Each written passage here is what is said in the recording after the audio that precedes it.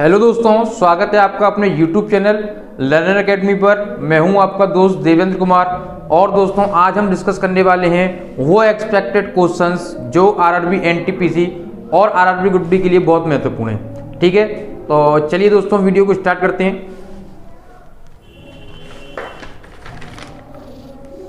तो देखिए दोस्तों, जो पहला क्वेश्चन है आपको बोर्ड पर दिखाई दे रहा होगा। बताइए इसका आंसर दोस्तों क्या हो सकता है। पहला क्वेश्चन दोस्तों आपको बोर्ड की स्क्रीन पर दिख रहा होगा। बताइए क्या आंसर हो सकता है दोस्तों इसको सॉल्व करके। तो देखिए किस किस प्रकार से सॉल्व करेंगे दोस्तों। चलिए शुरू करते हैं। ये 2 का स्क्वायर प्लस 6 का स्क्वायर प्लस 10 का स्क्वायर प्लस 14 का स्क्वायर माइनस 1 का स्क्वायर माइनस का 5 स्क्वायर माइनस का 9 स्क्वायर माइनस का 13 स्क्वायर। आपसे दोस्तों पूछा जा रहा है कि इसका आपको मान बताना है। तो अगर दोस्तों हम इसको और इसको मिलाकर लिख दें तो ये हो जाएगा 2 का स्क्वायर माइनस 1 का स्क्वायर। और दोस्तों इनको मिलाएंगे तो 6 का स्क्वायर माइनस 5 का स्क्वायर। और दोस्तों इसको मिलाएंगे तो 10 का स्क्वायर माइनस 9 का स्क्वायर हो जाएगा। इसी प्रकार से यहाँ 14 का स्क्वायर माइनस 13 का स्क्वायर हो जाएगा दोस्तों।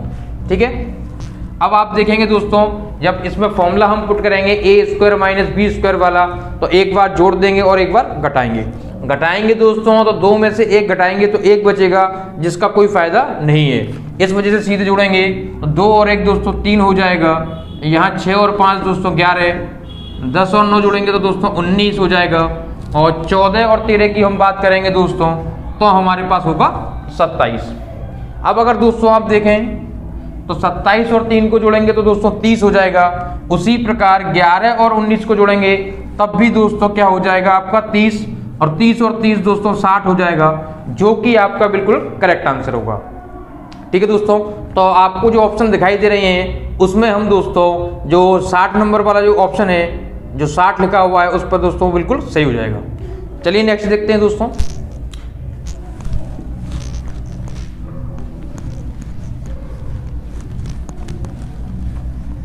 नेक्स्ट क्वेश्चन है हमारे पास दोस्तों, एक टंकी का 3/4 भाग तेल से भरा हुआ है। 60 लीटर तेल निकाल लेने के बाद टंकी का 2/3 भाग भरा रहता है। टंकी की धारिता क्या है, यह पूछा जा रहा है दोस्तों। बताइए दोस्तों क्वेश्चन क्या होगा। क्वेश्चन आपकी स्क्रीन पर है, बोर्ड पर है दोस्तों। आंसर बताइए।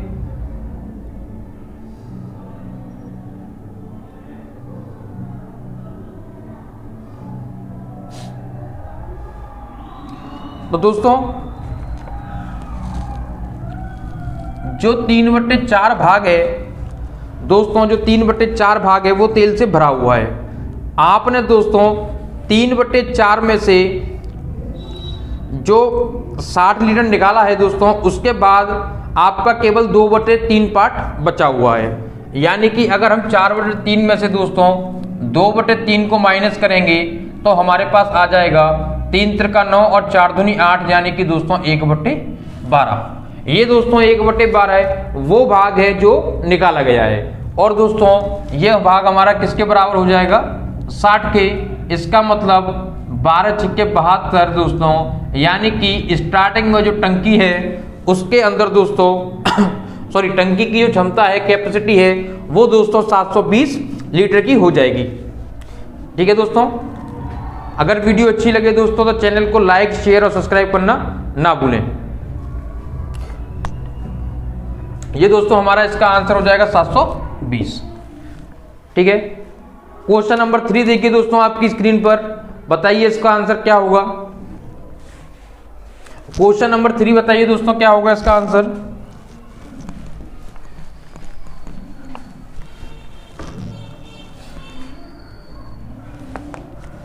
क्वेश्चन नंबर 3 में दोस्तों कुछ इस प्रकार से दिया हुआ है हमें, x minus Y ratio y minus Z ratio z minus K is equal to 2:3:5।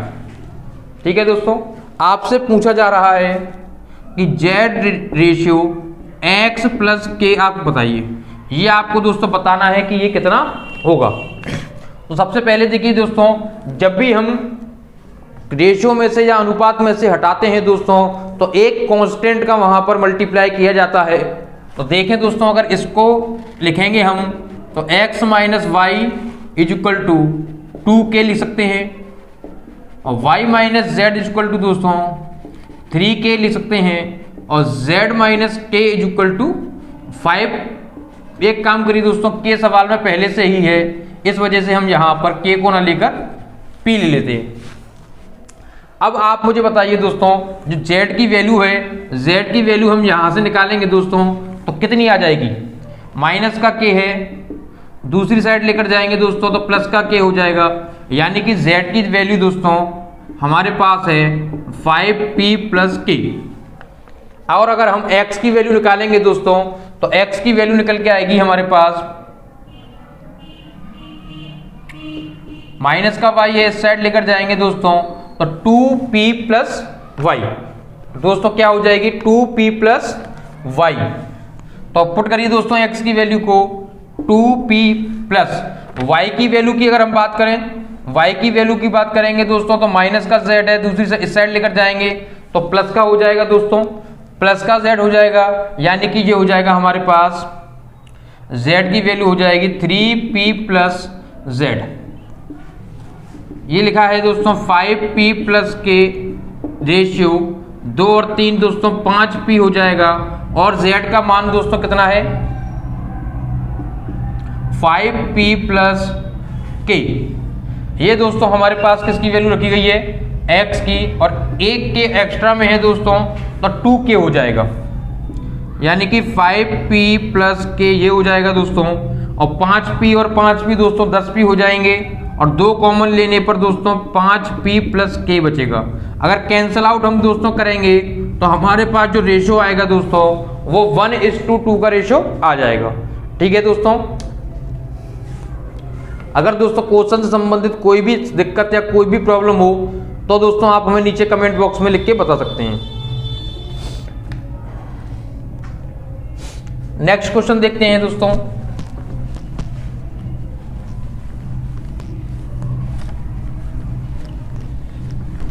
Question number next देखिए दोस्तों, आपकी स्क्रीन पर है, देखिए बताइए किस प्रकार से उसे करेंगे।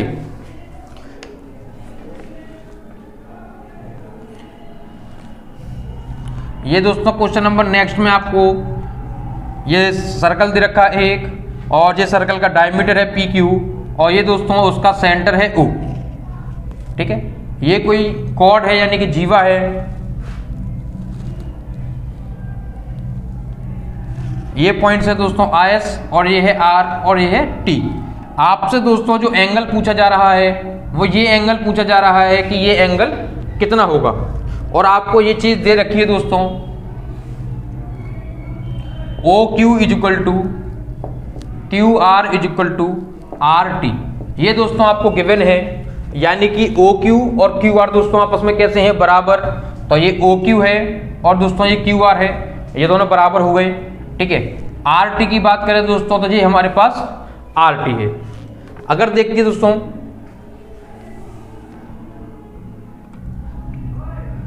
ये हमारे पास OQ है, और ये दोस्तों OQ जो है वो हमारी त्रिज्या है, तो OP भी दोस्तों क्या हो जाएगी हमारी? OP भी दोस्तों हमारी क्या है? त्रिज्या है।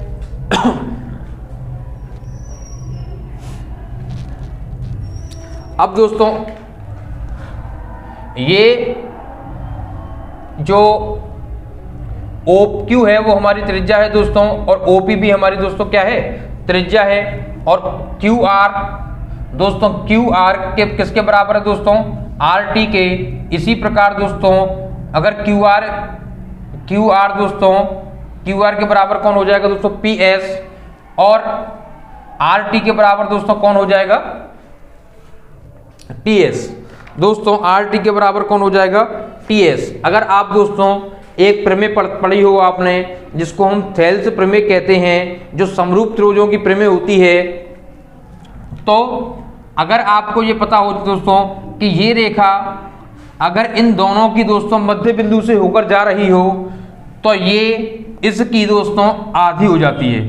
यानी कि आधी होने का मतलब दोस्तों, अगर ये 2 है और ये भी अगर 2 है तो ये पूरी 4 हो गई, तो ये दोस्तों केवल किसके बराबर हो जाएगी, आधी के बराबर होगी यहां तक।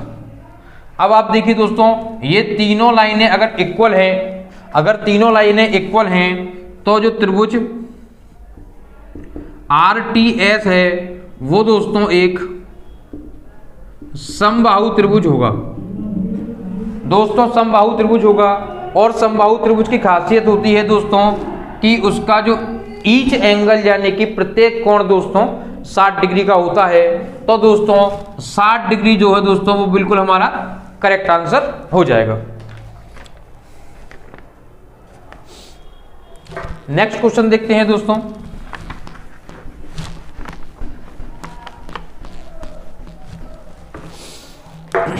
नेक्स्ट क्वेश्चन है हमारे पास sine 4x minus Y is equal to 1 और cos 2x plus Y is equal to 1/2। आपसे दोस्तों वैल्यू पूछी जा रही है cot x प्लस 2y। आपसे दोस्तों cot x प्लस 2y की वैल्यू पूछी जा रही है, और उसने ये बोला हुआ है कि जो x और y हैं वो दोस्तों न्यून कोण हैं। न्यून कोण का मतलब होता है दोस्तों जो एंगल 0 और 90 डिग्री के बीच होते हैं। अब दोस्तों इनकी सहायता से आप क्या करेंगे, जो 1 है दोस्तों वो साइन में 90 की वैल्यू होता है, और 90 की वैल्यू होता है दोस्तों 1, तो इसको साइन 90 लिखेंगे हम। और साइन से साइन अगर दोस्तों कैंसल आउट कर दें तो हमारे पास 4x माइनस वाई की दोस्तों वैल्यू आ जाएगी 90। इसी प्रकार दोस्तों 1/2 हमारे पास जो cos की वैल्यू होती है वो होती है दोस्तों 60। तो cos से cos अगर दोस्तों कैंसल आउट हो जाएगा तो 2x plus Y is equal to दोस्तों 60 आएगा। आगे सॉल्व करेंगे तो माइनस का y और दोस्तों प्लस का y कट जाएगा, तो 4x और 2x दोस्तों 6x हो जाएगा, और ये इक्वल टू होगा दोस्तों 9 और 6 15 यानी कि 150। 6 से इसे हम दोस्तों काटेंगे तो 6 दूनी 12 और 6 पंजा 30, यानी कि दोस्तों x की वैल्यू आएगी हमारे पास 25। अगर दोस्तों x की वैल्यू 25 है तो ऑब्वियसली बात है कि y की वैल्यू दोस्तों 10 हो जाएगी। बिल्कुल स्पष्ट है दोस्तों कि अगर x हमारे पास 25 है और x की वैल्यू इन दोनों में से किसी में भी रखेंगे दोस्तों तो जो y की वैल्यू है दोस्तों वो हमारे पास 10 आएगी, और हमसे इसका मान पूछा जा रहा है। तो x और y के दोस्तों जो मान है वो इसके अंदर हम पुट कर देंगे। चलिए पुट करते हैं। तो x की जगह दोस्तों हम 25 रखेंगे और y का मान 10 है, तो 10 2 जा दोस्तों 20 हो गया, तो cot 45 हो गया दोस्तों। और cot 45 की दोस्तों जो वैल्यू होती है वो 1 होती है। इसका मतलब दोस्तों इस क्वेश्चन का जो आंसर है वो 1 बिल्कुल करेक्ट होगा। ठीक है, चलिए नेक्स्ट क्वेश्चन देखते हैं। अगला क्वेश्चन दोस्तों आपकी स्क्रीन पर बताइए, अगले क्वेश्चन का दोस्तों आंसर बताइए। इस क्वेश्चन का जो स्क्रीन पे आपको दिखाई दे रहा है,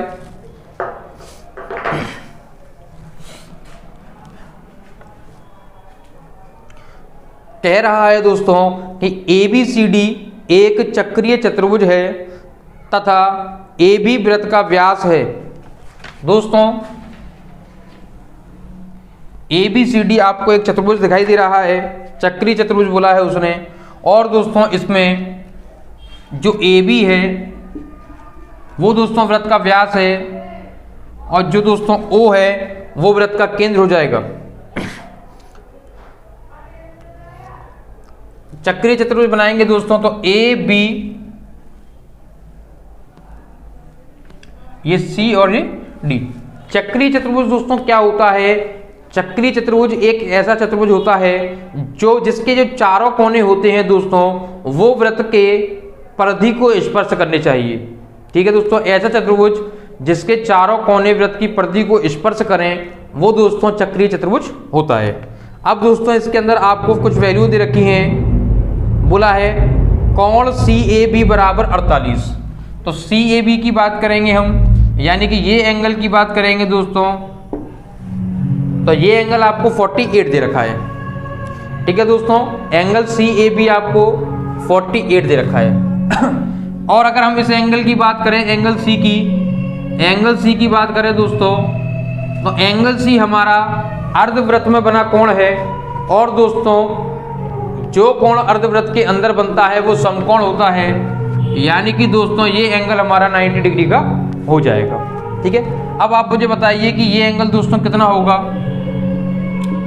हमें पता है कि जो त्रिभुज के तीनों कोण होते हैं दोस्तों, उसका योग 180 होता है, 180 होता है दोस्तों।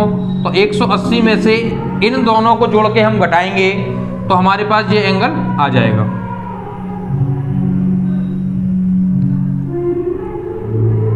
ये दोस्तों 7 में से 3 यानी 48। यदि दोस्तों ये एंगल हमारे पास 42 होगा।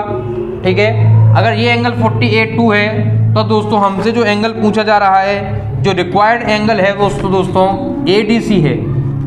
और चक्रीय चतुर्भुज की ये विशेषता होती है कि उसके आमने सामने के जो कोण होते हैं उनका सम दोस्तों 180 होता है। तो अगर हम इस एंगल को निकालेंगे दोस्तों तो ये हमारे पास 138 आ जाएगा। इसका मतलब दोस्तों जो 138 है वो बिल्कुल करेक्ट आंसर हो जाएगा।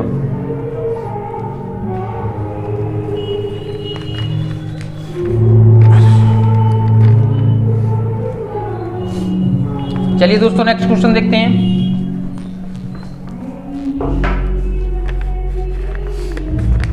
नेक्स्ट क्वेश्चन बताइए, आपकी स्क्रीन पे लिखा होगा दोस्तों, cos theta plus sine theta is equal to m दे रखा है दोस्तों, और sec थीटा प्लस cosec थीटा बराबर n दे रखा है। हमसे दोस्तों वैल्यू जो पूछ रहा है वो है n/2 m² - 1 की वैल्यू पूछी जा रही है दोस्तों। तो m वाले पोर्शन की वैल्यू कितनी है दोस्तों, ये इसका आप अगर स्क्वायर करेंगे तो दोस्तों कुछ इस प्रकार से आ जाएगा।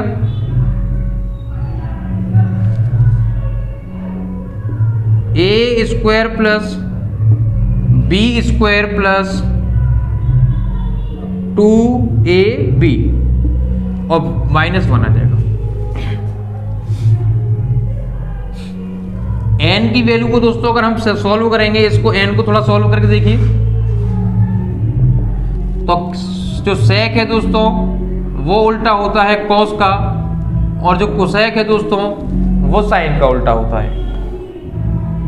यहां पर दोस्तों अगर एलसीएम की बात करें तो ऊपर यहां हो जाएगा sin थीटा, और ये हो जाएगा दोस्तों हमारे पास cos थीटा, और नीचे होगा दोस्तों sin थीटा cos थीटा।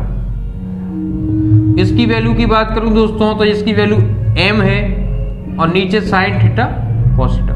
ये दोस्तों हमारे पास n की वैल्यू आ चुकी है। n की वैल्यू को भी हम दोस्तों यहाँ पुट करेंगे तो ये हो जाएगा हमारे पास m/2 ऑलरेडी है दोस्तों नीचे, m/sin थीटा cos थीटा। इसकी वैल्यू दोस्तों 1 होती है, तो ये प्लस का 1 और ये माइनस का 1 कैंसिल हो जाएगा दोस्तों।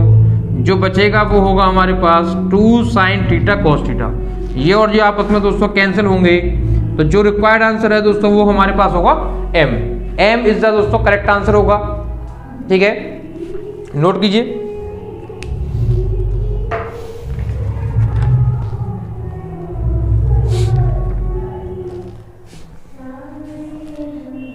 नेक्स्ट क्वेश्चन दोस्तों आपकी स्क्रीन पे है, बताइए उसका उत्तर क्या होगा। बोल रहा है 6 मीटर लंबाई, 8 मीटर चौड़ाई और 20 मीटर ऊंचाई वाले एक कमरे में रखे जाने वाली सबसे लंबी छड़ की लंबाई क्या है। दोस्तों एक कमरा है, स्ट्रक्चर से समझते हैं। एक 3D कमरा दे रखा है,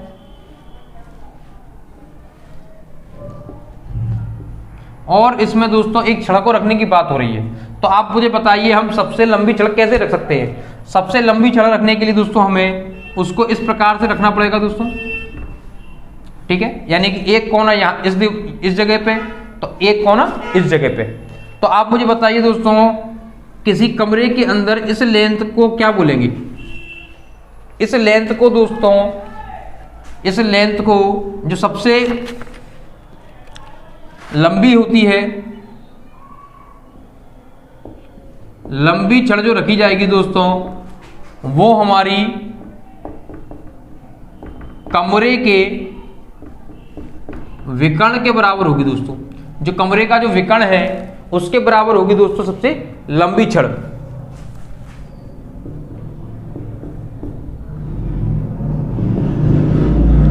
और दोस्तों जो कमरे का जो विकर्ण होता है उसका फॉर्मूला हमारे पास होता है L square plus B square plus H square. Put the value करिए दोस्तों। जो एल की वैल्यू है हमारे पास वो दोस्तों 6 है, और बी की 8 है, और एच की दोस्तों 20। प्लस करिए, यहाँ दोस्तों 6 का स्क्वायर 36 और 8 का स्क्वायर 64, और अगर 20 के स्क्वायर की बात करेंगे दोस्तों तो ये हो जाएगा हमारे पास 400। इन सबको दोस्तों प्लस करेंगे तो ये 100 हो जाएगा, और 400 दोस्तों 500 हो जाएगा हमारे पास। 500 को हम लिख सकते हैं दोस्तों 25 गुणे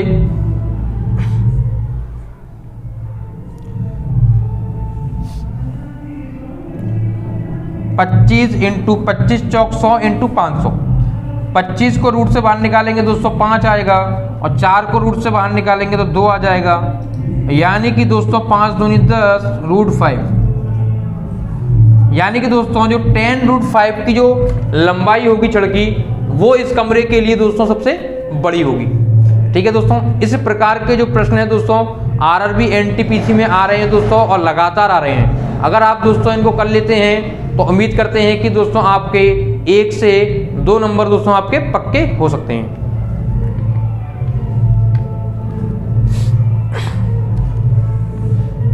चलिए नेक्स्ट क्वेश्चन देखते हैं। स्क्रीन पर दोस्तों आपको दिखाई दे रहा होगा अपना नेक्स्ट क्वेश्चन।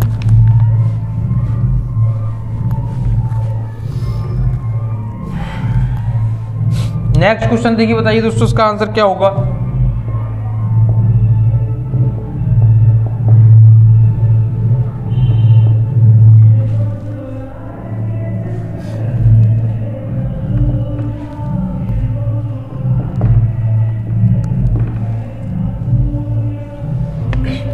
इन सबका दोस्तों आपको 2007 पदों तक योग बताना है दोस्तों। आपको कितने? 2007 पदों तक। आप देख रहे हैं दोस्तों यही जो सेट है संख्याओं का वो बार बार दोस्तों क्या कर रहा है? रिपीट। 4 संख्याओं का जो सेट है दोस्तों वो रिपीट कर रहा है। तो देख पहले हम ये पता करेंगे दोस्तों कि 4 के इस पूरी सीरीज में कितने सेट बन रहे हैं। ठीक है, जैसे कि अगर मैं आपसे ये पूछता 207 ना बोलकर मैं दोस्तों आपसे बोलता कि आप मुझे केवल 7 पदों का योग बताइए, तो आप 7 पदों का योग बताने के लिए दोस्तों कहां से कहां तक जोड़ देते? यहां से यहां तक। ठीक है, क्योंकि आप देखिए दोस्तों इसमें 4 का सेट बन रहा है, तो आप इस प्रकार से भी करते आप कि 4 का 7वां भाग लगाते तो 4 एकम 4 और ये 3 बच जाएगा। यानी कि दोस्तों ये 4 के इसके अंदर कितने सेट बनेंगे? 1 सेट बनेगा, और जो 3 संख्याएं हैं यानी 3 सीरीज की जो 3 संख्याएं हैं वो रह जाएंगी। ठीक है, लेकिन यहाँ पे दोस्तों 7 की बात नहीं हो रही, 2007 की बात हो रही है। तो 4 का सेट है तो आप इसे 4 से भाग लगा दीजिए, तो 4 पंजे 20, 0 7, तो 4 एकम 4। तो देखो दोस्तों आपने 2007 पदों के अंदर दोस्तों 4 के जो सेट बनेंगे दोस्तों वो तो हमारे पास होंगे 501। कितने सेट बनेंगे दोस्तों 4 के? 501। और हर सेट का जो योग टोटल है दोस्तों वो 4 और 3 7, 7 और 2 9 और 1 10। यानी कि दोस्तों 501 सेटों का जो योगफल होगा उसके लिए हम उसमें दोस्तों 10 का मल्टीप्लाई कर देंगे। और हमारे पास दोस्तों जो रिमेनिंग नंबर हैं वो कितने रह जाएंगे? 3। यानी कि अलग से इनको जोड़ देंगे, सीरीज के जो 3 नंबर हैं उनको, तो 1 और 2 3, 3 और 3 6, और इसे सॉल्व हम करेंगे दोस्तों तो कुछ इस प्रकार से कहानी आ जाएगी। तो ये दोस्तों हमारा बिल्कुल करेक्ट आंसर होगा जो कि इस सीरीज का दोस्तों टोटल है। ठीक है, तो दोस्तों वीडियो अगर अच्छी लगी हो तो चैनल को लाइक शेयर और सब्सक्राइब करना ना